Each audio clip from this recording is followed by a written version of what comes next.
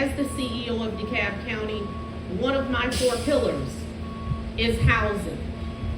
And I can remember, Congressman Johnson, when I realized back in 2020 that over 50% of homes sold south of Memorial Drive were not sold to individuals, but LLC, Wall Street, and private investors. So oftentimes we sit here, and many of us that are present, we have been blessed to afford what we call a part of the American dream. But for many individuals across not only DeKalb County, but America, the American dream has become what I call the dream deferred. People plain and simply can no longer afford housing.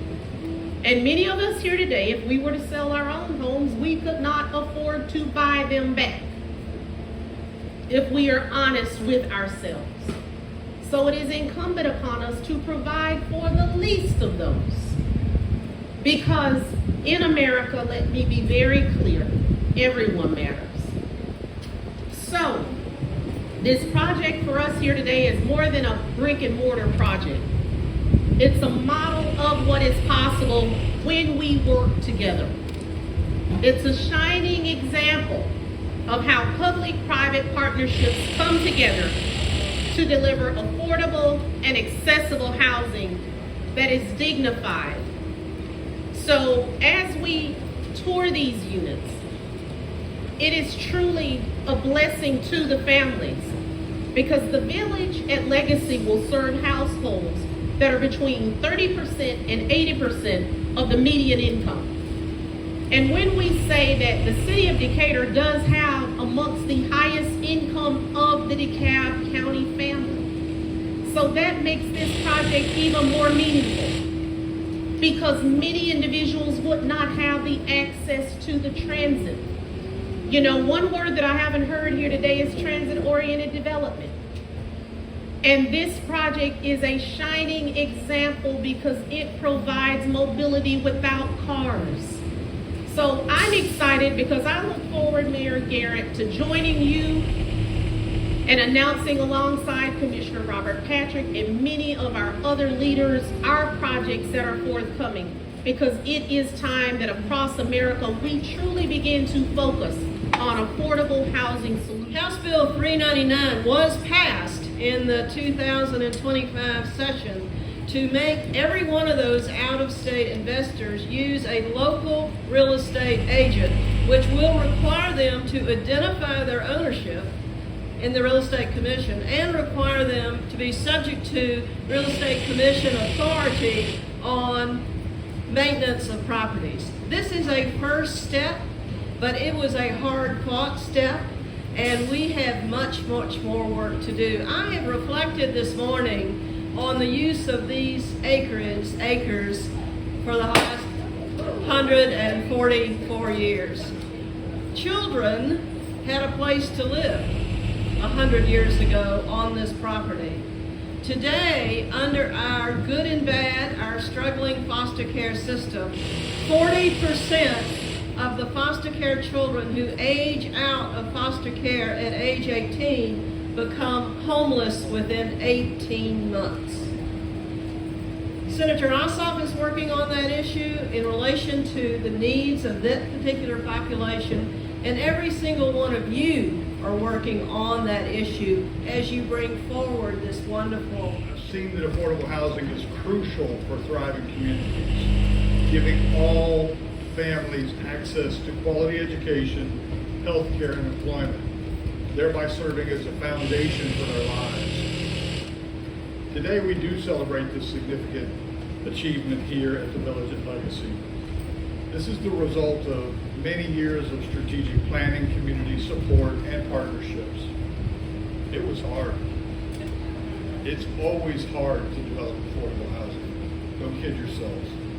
This achievement highlights the power of collaboration, courage, and vision. Creating affordable housing also requires foresight and innovation to meet those future needs. But let me be clear. This work didn't begin just yesterday, or a year ago, or in 2017. This work began for me back in 1978, when no one wanted to live in the city of Decatur.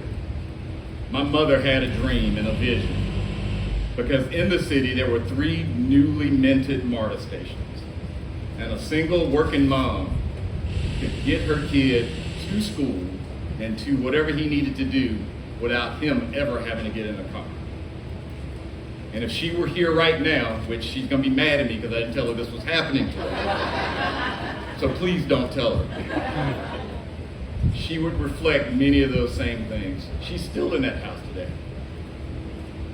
And what that house did for this community and for me, it allowed me to reflect on where I am and how I got here and how I continue to be engaged in this struggle that we have to create affordable housing. It's not lost on me, this struggle that we face, and the struggle that many of our young people face. My own daughters cannot afford to live in the city in which they grew up, and that happens for a lot of our children. So how do we continue to create that space is up to each and every one of us. You would have told me 54 years ago, yes, I said 54 years ago, that I'd be speaking about this property to this group of guests, I would have laughed at you. But look at my God work. I've seen so many great people come and go around this special place called the United Methodist Children's Home, yet I am still here. Again, look at my God work.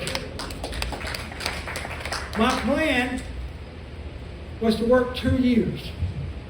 Well, God had other plans for me. I can tell you that the Children's Home done amazing work throughout the years. Thousands, and I mean literally thousands of children came through this Children's Home. Hundreds of families were helped and lived on this property. Amazing. In August of 2017, I was hired by the city of Decatur.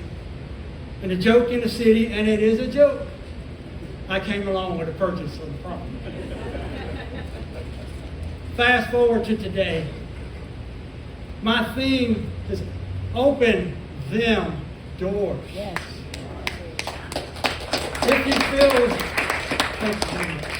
If you feel inclined, because as I told you, I'm not a politician, you can talk back to me. For the single women with children, open them doors. For the often forgotten about people, the single men with children, open them doors. Seniors who are having a hard time, open them doors. School teachers, firefighters, police officers, public works employees, open them doors. Now a place where families will continue to live and to thrive.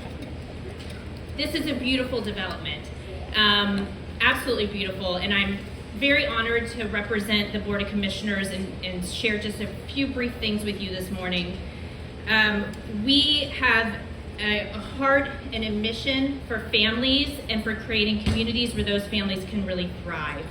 And I'll tell you, this project is the result of very careful planning. My commissioners and I were deeply involved in the community commitment, the community conversations, and every decision that has been made with responsibility and with care for thinking about the future folks that were going to live here.